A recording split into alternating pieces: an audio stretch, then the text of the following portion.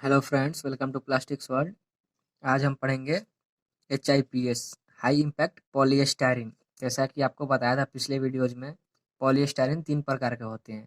पहला होता है GPPS मतलब जनरल पर्पस पॉलीस्टायरीन, दूसरा होता है EPS मतलब एक्सपेंडेड पॉलीस्टायरीन, और तीसरा होता है HIPS मतलब हाई इम्पैक्ट पॉलीस्टायरीन। तो आज हम HIPS के बारे में पढ़ेंगे। तो आइए देखते हैं क्या होता है HIPS और कैसे बनता है। HIPS is manufactured by dissolving unsaturated rubber in styrene monomer and polymerizing the monomer in a solution or mass suspension process। मतलब ये बनता HIPS बनाया जाता है जब ये अनसैचुरेटेड रबर को स्टायरीन मोनोमर में जब डिजोल्व किए करके और उसको मास मास सस्पेंशन प्रोसेस या फिर सॉल्यूशन पॉलीमराइजेशन के थ्रू बनाया जाता है। ठीक है। The rubber is generally polybutadiene. जो रबर यहाँ यूज करते हैं अनसैचुरेटेड रबर, ये होता है पॉलीब्यूटेडाइन, मतलब सामान्यतः ये पॉलीब्यूटेडाइन रबर यहाँ यूज करते हैं स्टायरीन मोनोमर में डिजोल्व करने के लिए। ठीक है।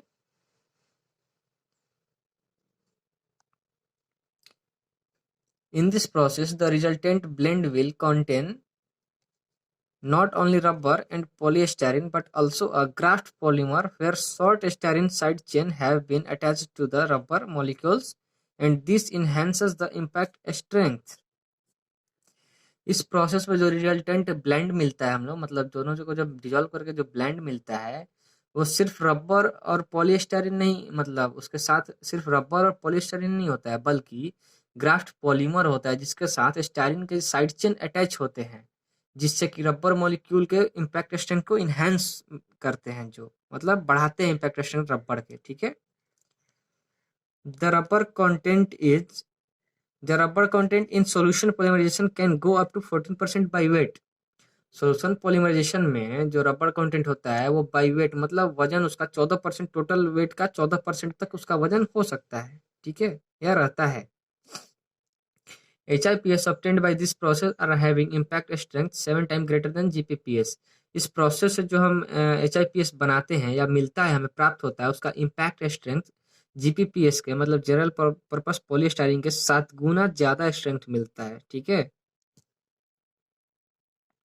अब हम इसके कुछ प्रॉपर्टीज के बारे में देखते हैं। तो प्रॉपर्टीज क्या है इसका? Good dimensional stability even at low temperature, मतलब अच्छा डायमेंशनल स्टेबिलिटी होता है लो टेम्परेचर, मतलब कम टेम्परेचर पे भी इसका जो डायमेंशनल स्टेबिलिटी होता है ना, वो बहुत बढ़िया होता है। और जनरल पर्पस पॉलीस्टायरीन से कंपेयर करें तो इसका इम्पैक्ट स्ट्रेंथ बहुत ज़्यादा होता है, मतलब GPPS से ज़्यादा इम्पैक्ट स्ट्रेंथ HIPS का होता है। ठीक है। Good toughness ease of processing, higher resistance to stress cracking. Toughness अच्छा होता है, प्रोसेसिंग आसान होता है इसका, और higher resistance to stress cracking. ये एनवायरमेंटल वेदरिंग प्रॉपर्टी है। स्ट्रेस क्रैकिंग, इसका जो रेजिस्टेंस होता है वो काफ़ी बढ़िया होता है। ठीक है, वेदर का इफेक्ट बहुत कम पड़ता है इस पे।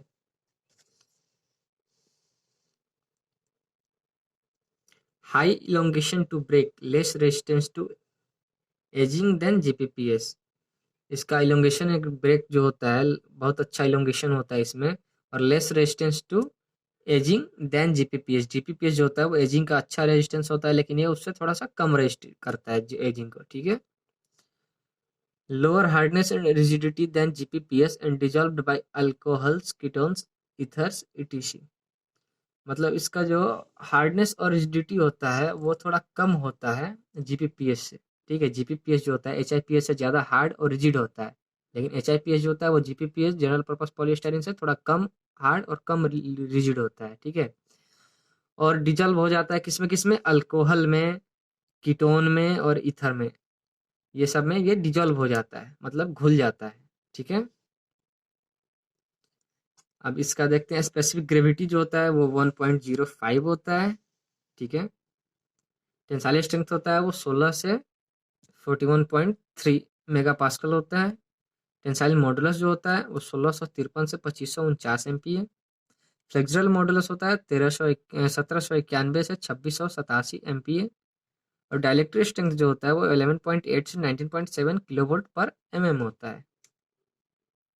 अब हम देखेंगे processing of high impact polystyrene, इसको कैसे प्रोसेस करते हैं। ठीक है। पहला है thermoforming. HIPS is one of the major thermoforming material. HIPS जो है ये बहुत ही मेजर थर्मोफॉर्मिंग मटेरियल है। Solid sheet of HIPS is extruded and shaped by a variety of forming method।